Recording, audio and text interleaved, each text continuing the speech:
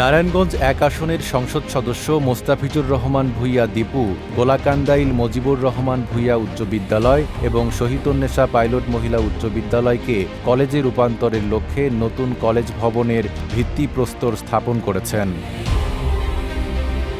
অনুষ্ঠানে প্রধান অতিথি হিসেবে তিনি পৃথক দুটি শিক্ষা প্রতিষ্ঠানের ভবনের ভিত্তিপ্রস্তর উদ্বোধন করেন। এ সময় স্থানীয় জনপ্রতিনিধি, শিক্ষক, শিক্ষার্থী ও অভিভাবকসহ গণ্যমান্য ব্যক্তিরা উপস্থিত ছিলেন।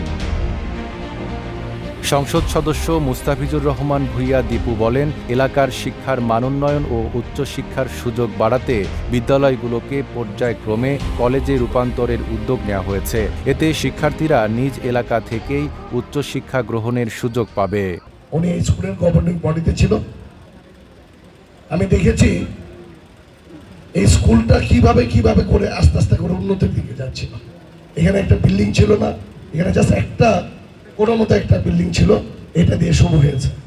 আমার বাবা, ইভেন আমাদের পরিবার, শুধু বাবা না, বাবার সাথে আমার চাচারা, ফুপুরা, অনেকে মিলে, সকলে মিলে একসাথে দাদির নামে স্কুলটা করেছে।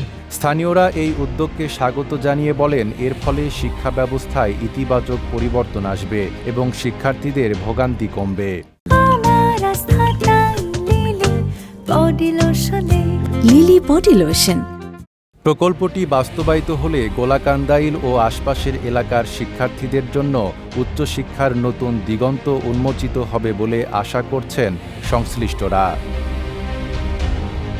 নাইম আরাবী, ঢাকা পোস্ট।